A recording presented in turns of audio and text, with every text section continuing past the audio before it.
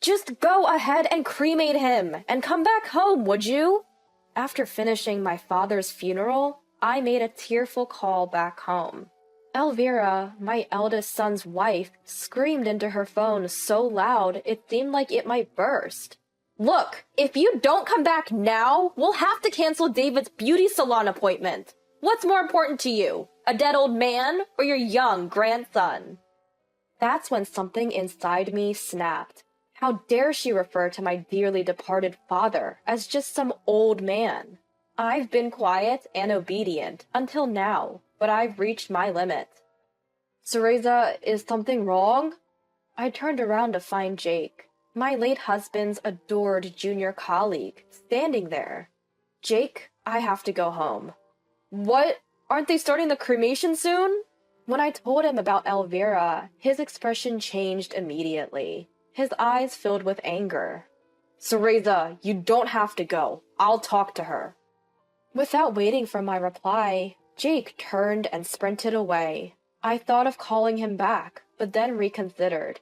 If Jake's genuinely angry, my daughter-in-law won't get off easily. Well, maybe that's for the best. She didn't even allow me to pick up my father's remains and was trying to boss me around. Let's consider Jake's sudden intervention as a bolt from the blue. There's a thing called karma, after all. I'm Cereza, a 55-year-old administrative assistant at a pharmacy. Since losing my husband 6 years ago, my life was peaceful living with my eldest son Elliot until he got married. He works factory shifts that don't align with my schedule, but life was tranquil. The tides turned about 4 years ago. My eldest son suddenly announced he was getting married. Turns out his girlfriend was already pregnant. Things just sort of flowed that way on our third date. You could say we were blessed with a baby. Third date? You've barely been together. What can you do? A child is on the way. There wasn't much I could say to that. My daughter-in-law had lost her parents at a young age and had no one else to rely on for her first childbirth. So they moved into my house. Having a stranger in my home didn't sit well with me, but given the circumstances, I couldn't say no. After moving in, my daughter-in-law started out humble enough, but that changed after giving birth.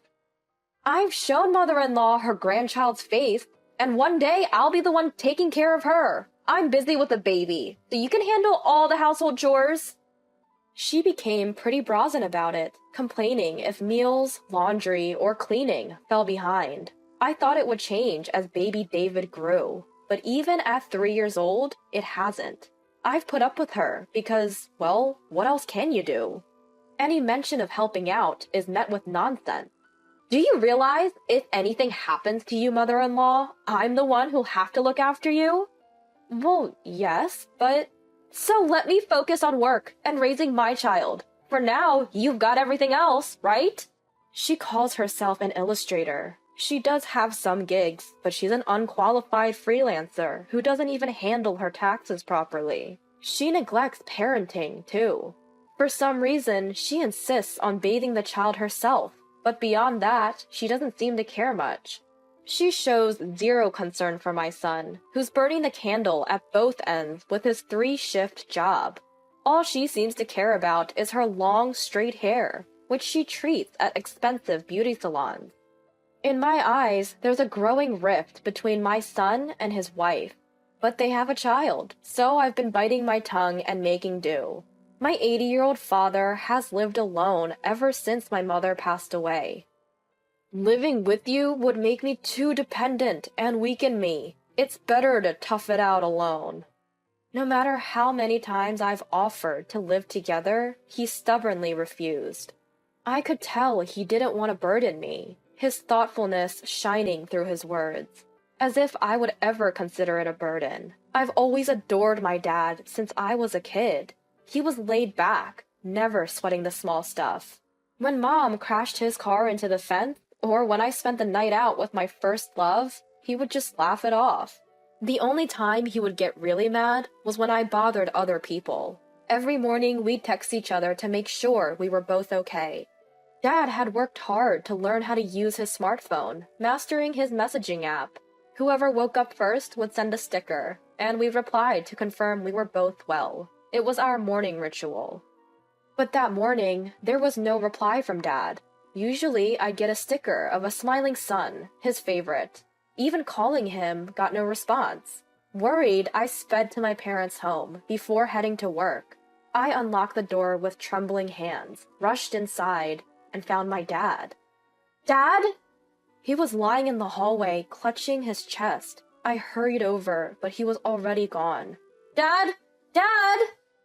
By the time I was desperately calling out to him, he had already passed away. Overwhelmed with grief, I couldn't do anything but cry. My eldest brother, Elliot, took care of the funeral arrangements. Thanks, Elliot. No worries, it was sudden. Let me handle it. You stay with Mom. While Elliot was considerate, his wife didn't even come to see my dad's face. Funerals are just a hassle with small children. David and I won't be coming. She had promptly informed me. In my state, I didn't have the energy to be angry about her behavior. It was a small family funeral, with only about 10 relatives attending. Even without her, it wouldn't cause a stir, or so I thought. The day of the funeral was cloudless, reflecting my dad's sunny disposition. As the minister spoke, I alternated between looking at my dad's photo and his coffin, tears flowing without end. Amid my grief, I noticed something odd. My brother Elliot's pocket kept vibrating again and again. Before the ceremony, I had given him my phone to hold because my mourning clothes didn't have pockets. Clearly, he was curious, but couldn't check during the funeral. In the end, it had to wait. Mom, it's from Elvira, said Elliot, handing me my phone after the ceremony. It was filled with missed calls from his wife. Elvira only calls me when she needs something. I wonder if something happened to David, Elliot mused, his face serious. Well, I'll give her a call then. I said this and moved to a corner in the hallway to make the call. The phone hardly rang before my eldest son's wife picked up. Do you have any idea how many times I've called you? I'm sorry, I was at a funeral. What's going on? Right after I said that, a piercing voice filled my ears. Today is David's salon appointment! Come home and drive him there now! I didn't immediately understand what she meant. Okay. After reflexively responding, it dawned on me what she was demanding. She wants me to leave my own father's funeral to take my grandson to a beauty salon. But I can't. My father's cremation is about to start. I can't take David today. What? Cremation? Your grandpa isn't coming back, you know. Really? Did you just say that? Elvira, it's inappropriate to call my father's cremation that. Just let them burn him and come back home. Ignoring my objections, my eldest son's wife ranted on. If you don't come, David's appointment will be canceled. Who's more important, a departed elder or a young grandchild? I can't believe you. Just come home, right now! She left it at that and hung up. I was at a loss for what to do next. As I stood there, bewildered, forgetting to even lower my phone, a voice called out from behind me. Teresa, is everything okay? At that moment, it was Jake who spoke to me, my late husband's devoted junior colleague. He still visits my husband's grave every year on the anniversary of his death, a very dutiful young man. He can be quite intimidating when angered, but he's always treated me with the same respect and care as he did my husband. Today, he came to the funeral because he felt that my father was like a parent to him as well. Jake, I have to go. What? Isn't the cremation starting soon? My daughter-in-law insists I take my grandson to a beauty salon now. What's going on? I told the shocked Jake about Elvira's regular attitude and the recent conversation, how she tries to boss me around and treats me with arrogance, and how she had the audacity to call my father a dead old man. Teresa, don't worry about going. I'll talk to my wife. Fuming, Jake immediately turned back and took off running. Knowing Jake, he probably didn't actually go to chat with his wife. Mom, are you okay? My eldest son, who came over as if on cue, gets a quick rundown of what just happened. So Jake stormed off home, right? Yes. If Elvira angered Jake, that could be a problem. Well, if that's the case, it's on Elvira, isn't it? It seems like my eldest son has no intention of stopping Jake either. In the end, I stayed to see through the cremation and the collection of my father's ashes, as planned. I only returned home after placing my father's urn on the family altar. I had planned to stay at my parents' home for a while because it felt lonely to leave my dad's ashes alone, but I had forgotten a few things. Plus, I was concerned about my daughter-in-law. Don't worry too much about Elvira, said my eldest son, gripping the steering wheel with restrained anger. I don't know what she'll say when we get back, but it's absurd to ask me to come home during Grandpa's funeral. It's really gotten to me. About Elvira? Yeah, she dumps all the housework on you, and has even yelled at David enough to make him cry. I'm thinking of considering divorce as an option moving forward. I'm not a fan of my daughter-in-law either, but hearing the word divorce from my son leaves me conflicted. Our grandchild is still young. Can they really separate just like that? But I too am fed up with living with my daughter-in-law. I have my concerns, but I won't oppose a divorce. In the end, I only told that much to my eldest son, Elliot. They're a married couple. They should do what makes both of them happy. But how did it come to this? I lost my husband, and my son's marriage isn't going well. My father, who was always there for me, has been reduced to a small pile of ashes. Thinking about it all, I couldn't stop my tears. I'm sorry, Elliot. Can I just cry for a bit? With that said, I cried loudly until we reached home. When we got home, the entrance was a mess. The potted plant that had been on the shoe rack had fallen over, and sandals and shoes were scattered everywhere. Even the welcome mat had been flung to the middle of the hallway. Jake really did lose his temper. My eldest son remarked with disbelief as he took off his shoes. If you get Jake seriously angry, it's a big deal. But Elvira's the one at fault, so it can't be helped. With that, we walked into the living room to find my daughter-in-law sitting on the sofa, visibly stunned. As we entered, she slowly turned her face toward us. Her expression was just as I had expected. There was no doubt she had been hit by an infuriated Jake. You guys... She slowly stood up as she looked at us. Judging by her steady stance, it seemed she had only been hit in the face. You think it's okay to send a guy like that after me? Isn't that criminal? I didn't send him. I just told him what you've been doing to me, Elvira, and, well, he got angry. Who wouldn't? Excuse me? You think I deserve to get punched? What is he, a gangster? He is, a real one. At my reply, my daughter-in-law shuts her mouth. My late husband was a gangster's son. The man who came earlier was one of his juniors. He respects me. What did you just say? I told him how you've been treating me, Elvira, and how you told me to skip my father's cremation. That's why he got so mad. As I finished speaking, a loud cry rang out. I turned to find my little grandson, who had seemingly appeared out of nowhere, crying by the door. Rushing over, I scoop him into my arms. Granny, I'm scared. I'm so sorry, little Sue. I take my grandson to my room to calm him down. Though his tears stop, he clings to me. That's when I notice a small bruise on the back of his neck. What could have caused this? As I ponder, my son, wearing a serious expression, enters the room. I'm going to stay at my parents' house for a while, I blurt out as I pass him our child. I want to distance myself from my daughter-in-law as soon as possible. I get it. I don't want to be around Elvira either. Okay, I'll handle Elvira. Don't worry. Thank you. Please do. Quickly, I pack a suitcase with the essentials. All the while, my thoughts are racing. The ongoing arrogance from my daughter-in-law since she moved in, her cold indifference to my hard-working son's health, her audacity to demand that I pick up my grandson during my father's funeral, and her harsh words to my father. What Jake did might be socially frowned upon, but it was a relief for me.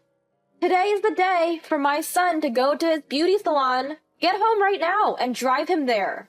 I suddenly remembered the piercing voice of my eldest son's wife over the phone. A voice cold as steel, void of any warmth.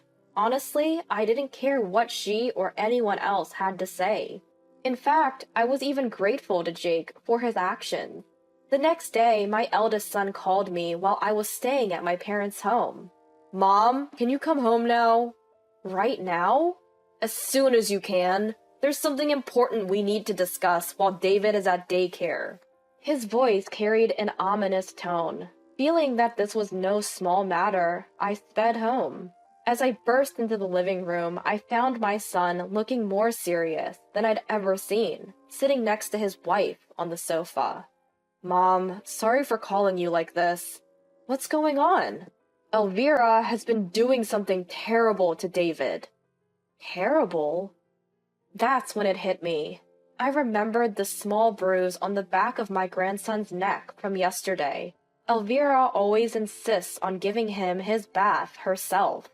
Could it be? I found bruises on David's neck and arms, and when I took off his shirt, I found them all over his body. I confronted Elvira, and she admitted to pinching and jabbing David frequently. It's too much for a small child. Elvira's eyes widened. Her expression confirmed the truth of my son's words. Elvira! A renewed and fiercer anger welled up within me. Her arrogant attitude and the coldness towards my son were somewhat mitigated by Jake's actions. But doing something so cruel to my tiny grandson? Unforgivable. That's something I will never, ever forgive. I'll forget what you did to me and Elliot after yesterday's events, but I will never forgive you for hurting David. What are you going to do? David is my son, not your mother-in-law's son. What's your point? David is my treasure. I can't have a daughter-in-law who harms him. Leave our home, now! As I raised my voice, Elvira looked at me with fear for the first time. My son then picked up where I left off. We're getting a divorce, Elvira. Your arrogant behavior towards Mom and the disrespectful attitude towards Grandpa were terrible enough, but I won't ever forgive what you did to David. We're divorcing right now. Understand? At his words, the color drained from Elvira's face. Divorce? Wait a minute. If you do that, I'll have nowhere to go. Fine. Do whatever you want. Once I tell David what you've been up to, you won't be welcome here anymore. Mom already said you should leave. I haven't had any illustration work for the past 6 months. What am I supposed to do if you kick me out? The daughter-in-law broke down crying, like a small child. There was no trace of arrogance or tyranny in her demeanor. You brought this on yourself. If you don't leave, I'll tell that man what you did to David. Upon hearing my threat, my daughter-in-law clutched her head and started shaking, her face a mess, ruined by tears and a runny nose. Stop it! Okay, I get it. I'll leave. So this means we're getting a divorce. My son asked for confirmation. His wife glanced between the two of us and slowly nodded. In the discussions that followed, they did divorce, and my son retained custody of our grandchild. Coincidentally, the tax authorities also started investigating her. She hadn't filed taxes in years, despite her freelance work. As expected, she now faced significant back taxes and penalties. Finding a new place was tough for her. She finally settled into an old, run-down apartment. After the divorce, she's juggling multiple part-time jobs to make ends meet and pay off her tax debt. I saw her once on the street. She looked as though she had aged 20 years. My grandchild reaches out to me with a most adorable smile. When I pick them up, they hug me tightly. You know what? What is it? David really, really loves Grandma. When my grandson says something like that, the heaviness in my heart from losing my father begins to melt away. My divorced eldest son, Elliot, sends David to daycare when he works daytime shifts. But when he's on evening or night shifts, he relies on me to take care of the little guy. Weekdays can be a bit hectic, but time spent with my grandson is always a joy. I can't keep mourning my father forever. There are plenty of responsibilities that come with supporting Elliot, who's decided to raise his child alone. And someday, when David grows up, I hope he becomes a kind man like my father. I'm committed to giving all the support I can to make that happen.